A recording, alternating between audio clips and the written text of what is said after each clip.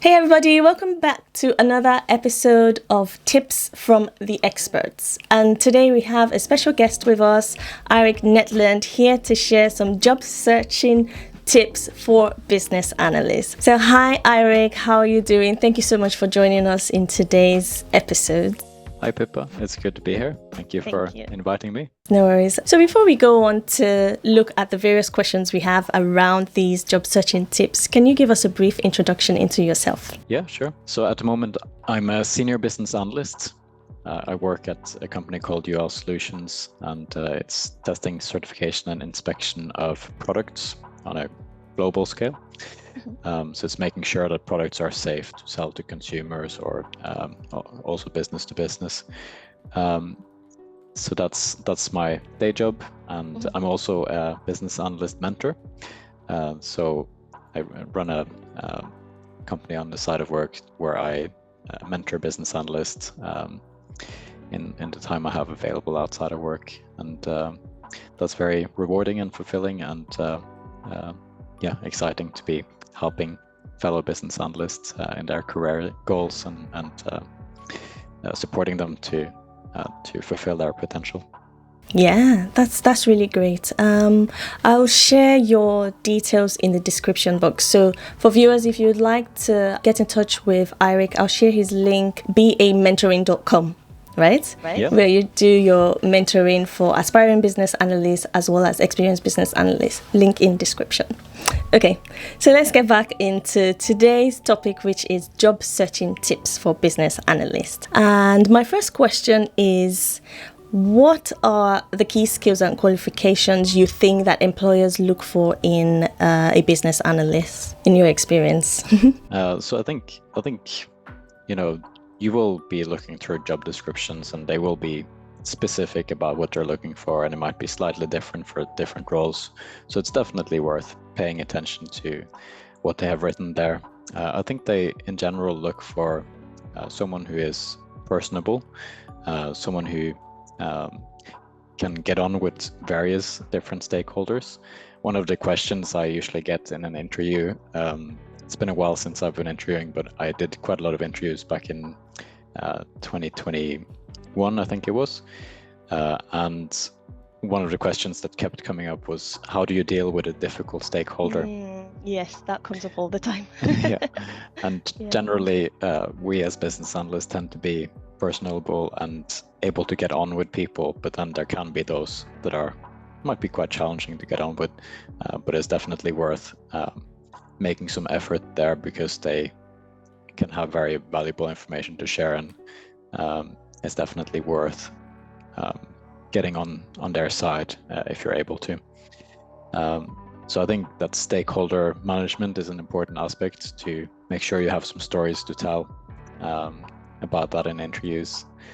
And different business analyst roles require varying degrees of technical understanding. So I think that's another thing to look for in the job description. So what technical skills or maybe domain-specific experience or systems experience have you got from before? And I think we see this especially when the market is saturated with candidates. Employers tend to do more filtering based on previous experience, and then they might be only decide to interview people who have experience with this type of system that they work on, or the domain or industry that they work in. So it's worth being aware of that, and being aware of what the market is currently like when you're applying as well, because then you might be wasting effort if you're applying for roles that are definitely asking very specifically for having this experience that you haven't got. So then it's worth targeting more the ones that you do have better chance to get interviews for. I think stakeholder analysis, some technical skills, obviously being good at eliciting requirements, documenting requirements, communicating requirements. I think those are some of the key skills. Yes, so it's mainly about having the general business analysis knowledge, some domain knowledge, as well as some technical skills. Yeah, but I think when the market is less saturated, so at the moment, I think in 2023 and into on the back of 2023, when there weren't that many roles available, there has been a oversupply of candidates that's spilled into 2024. That's caused that domain-specific experience to be more valuable for candidates. But I think if there is a job market that, if it changes again and it's more of an equal kind of, there are less candidates for each job, then I don't think it's going to matter as much. Right. So then I would, as a candidate, I would be still applying for those that kind of prefer a certain domain experience that I haven't got. Okay. What would you say about maybe candidates who are not or don't have the BA job title, but they have the domain experience? How do they then go on to apply for those type of roles, business analyst roles that demand that domain experience? How do they justify their BA knowledge if they don't have the job title? Yeah, it's a good question, and I think it can be a little bit challenging to get around, because in order to get that interview, you need to get past the CV review. exactly. And if the hiring manager or the recruiter is looking through your CV, don't find out what they're looking for, they're not going to select you. So it is a bit of a challenge to find yourself in that position where, but I think I've heard you say this before. I was watching some of your YouTube videos and you were saying you shouldn't lie in your CV. In your CV, yeah. Yeah, and I completely agree with that. And it's part of the reason why I think that's important is because if you do lie, how will you feel coming into that interview, knowing that they might ask you a question about something you lied about? You will not feel confident. I had someone I mentored who was in that position, and he pulled out of an interview last minute because he was just too nervous about going into it, because he just knew that he didn't have the skills that they thought he had. So we do need to be honest in our CV. For various reasons, but there is a way of tweaking or wording things slightly differently so they find what they're looking for, so then they get the chance to see you and hear you tell the stories about what you actually do and that you do have the skills they are looking for. You maybe just you would use different words for the same thing. Yes, that makes sense. That makes absolutely a lot of sense. So I wanted to also ask, as part of that, having those knowledge, domain specific, being more valuable now and looking at the trends, do you think that having certain professional certifications enhance that job search for business analysts as well? That's a good question. Yeah, I think many people are thinking about this. And in my experience, especially people who have not got much business analyst experience yet with that role title, they're thinking about how can I come across more confidently as a business analyst when I'm applying for jobs. And it is a valid way of thinking about it. And I think in some cases, the employer will be more likely to select you for an interview if you do have a business analyst certification. But in the majority of cases, I would say you still won't be selected for an interview if you haven't got the experience, but you do have the certification. So yes, you may gain some interview opportunities that you wouldn't otherwise have got. But exactly how many, I'm not sure. So, but you can try and do some research and find out about that. If you look through the job description, maybe speak with some recruiters. I think you'll get a good idea for how valuable it will be to have a certification in that scenario. I think for other people who have more experience as a business analyst and they want to perhaps take another step up in their career, then I think it's a little bit more valuable to get a certification in that position, because it will you will have more experience to work with coming into taking the certification. So it means you can apply the skills that you're learning more effectively. If you're coming into it without having much experience,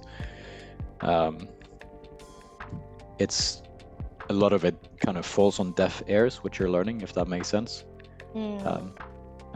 If you haven't got these previous experiences in mind to thinking about, I could have done this in that situation, I could have used this technique in this experience and so on. So I think it's still valuable if you haven't got much experience, but my general advice have been to focus on things like making sure your CV is better, making sure your LinkedIn profile gives a good first impression and so on. Making sure you are sourcing as many opportunities as you can, be a little bit more creative perhaps about how you find the opportunities that you apply for. And I guess most of us, the kind of go-to method is to go for those jobs that are advertised. And I'm not saying that you shouldn't do that. I think it's good to apply for jobs that are advertised on job sites or LinkedIn or various different places. Employers have their own job listings as well. But if you can get your foot in the door relationally and connect with someone in the company, whether they are a recruiter, whether they are a hiring manager, or whether they are a peer, so another BA in that company, then you can potentially get a referral from them. So if you already have a foot in the door, then I think that's another way to find an opportunity, because sometimes they don't even advertise the job, and you might hear about it through a connection. Yeah, I think that's a good point. Connecting with someone at the company that you want to work for an opportunity and getting your foot into the door. That's a really good point. But I think that a lot of people will also struggle to actually get in touch with people from the companies that they want to work for. So it can be a confidence thing as well. So it's like maybe working towards that by getting the knowledge, doing courses, getting your certification, and then your confidence starts to grow for you to then reach out directly to people. I think confidence is very important, and I think that's training and certification can definitely help you to gain confidence. Yeah, I agree with that. It did help my confidence levels when I took the BCS International Diploma. So it's definitely good for that. Yeah, definitely. Same with me as well. Doing my international diploma as well helped with building my confidence. Although I would still doubt myself sometimes because I haven't exactly applied the knowledge. Just having that theoretical knowledge can still feel daunting, but at least it's some progress in comparison to people who don't have the BA knowledge, right? Let me perhaps if someone is feeling like what you just said, that they have done a certification, but they still have a lack of confidence because they haven't applied everything that they've learned. Let me tell you that I work with several senior business analysts or above who have far from used all the techniques that the BCS train in that course. So you don't have to use everything to be a very good business analyst. Yes, definitely. Yes, I speak from experience as well. I haven't applied all the techniques, but the ones that I have that confidence in delivering value. Okay, so going on to my next question, conscious of time, and there's a few other questions, but I'll see if I could combine them. What would you say, or do you know if there are any specific job search platforms or tools that are particularly useful to business analysts? So this video is on YouTube, and anyone in the world can find, nearly everyone in the world can find a YouTube video, unless the website is blocked in their country, in which case they probably will never see this unless they move abroad. But my point with saying that is that it's not the same in every country. So you need to do some research yourself and find out what are the effective job sites, what are the best places to find advertised jobs in your country, and it shouldn't be too difficult to find. But I think maybe something to keep in mind is that somewhere like the UK there are many job sites, and so even if we are using 5, for example, there might be 2 more that you're missing out on some opportunities there. But I know that there are also places or websites where they kind of pull many of the jobs from different sites together into one list. So it's worth doing some research into the most effective way of being up to date if you're applying for new jobs every day, for example. So where do you go to see the 20, 30 jobs that have been advertised in the last day? You may have to go to different places, but yeah, I'm aware, for example, I spoke with someone last week, I think it was, who has just put together their website. They're a new startup company, and they have found a way to use an API to pull together junior business analyst jobs into one place that are advertised in the UK. I'm not sure if they cover all junior business analyst job. I doubt that they do, but a tool like that can be very useful, so you don't have to go to as many places to find opportunities. That's a good point. I also wanted to kind of talk about business analysts as researchers, and kind of speaking to the viewers. Just go online. Google is there. YouTube is there. There's so many resources that you can use to find the BA jobs. Because I wanted to point out that, because I get a lot of people sometimes email me and I'm like, just Google it. So BAs are researchers. And if you're not yet a BA, try to apply that and just go online and search for the answer for things. That's all. I just wanted to say that. Another point to do with research and finding jobs is that business analyst jobs may not be called business analyst jobs in a certain company. They may be called delivery analyst, or they might be called product owner. They might be called research analyst. They might be called business systems analyst. There are lots of different titles that essentially do the BA job. Yes. So that's another thing to keep in mind as well. Yes, that's a good tip. Thank you so much for that one.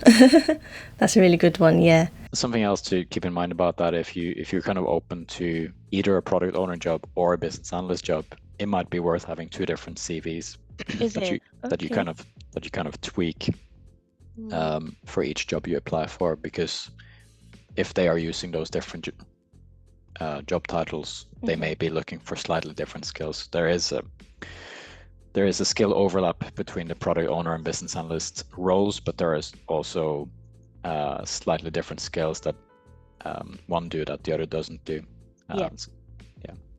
And for the product owner role, it will be worth looking at Agile methodologies as well, and understanding how the life cycle of Agile works, especially for BAs who don't have Agile and transitioning into PO roles. Thinking about what is it, a product owner works with a product, so what is it that will add value to my product, and what is the most valuable thing that takes the least effort to do, that we can deliver quickly in iterations. Those are some of the key questions for product owners to think about. And from product managers are more about the long-term roadmap, communicating out to the external stakeholders and business stakeholders, and thinking about the kind of high-level benefits of the product, and kind of selling the product. That's more of a step up from a product owner role. A product owner is more internal facing, where they're then taking the direction from the product manager and then slicing that up into user stories and delivering that into the delivery team that will deliver the value of that product. Yes, makes sense. So I'll come down to the last two questions. I'm going to squeeze the three into one to ask, what advice would you give to someone who is either transitioning to business analysis from a different career, or someone who is at the entry level, or someone who is in the mid career of business analysis? I know there are three squeezed in one, but what advice would you share with people in this position? For the first one, I think if you have experience that is essentially business analyst experience or close to it, so you might have transferable skills.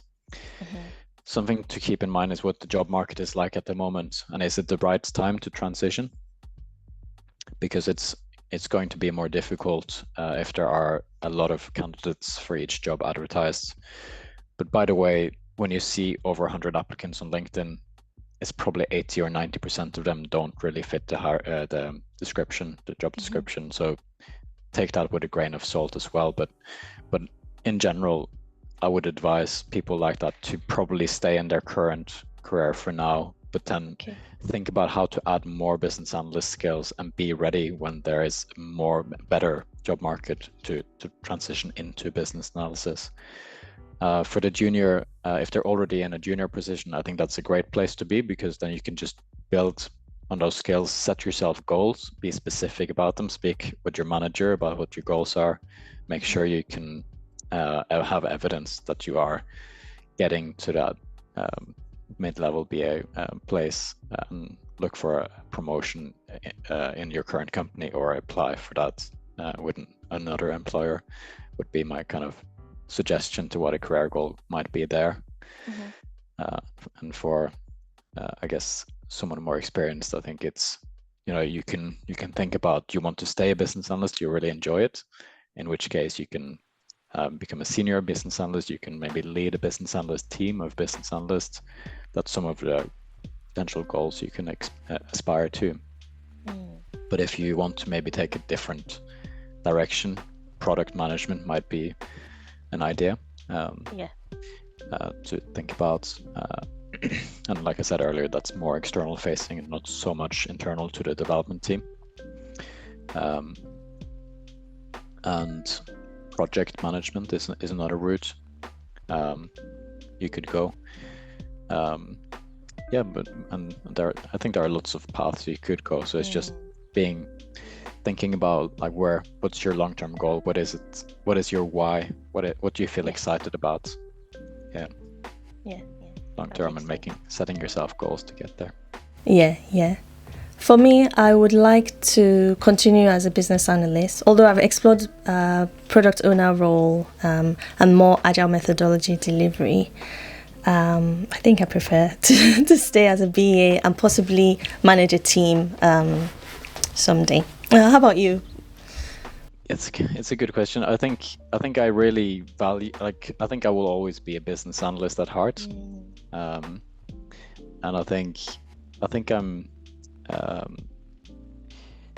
my long-term goal is to have more time freedom, so not have an employed job, but to be self-employed. So that's where I want to get to, and I think as an entrepreneur, I want to use those business analyst skills and build one or more companies from scratch. So that's kind of my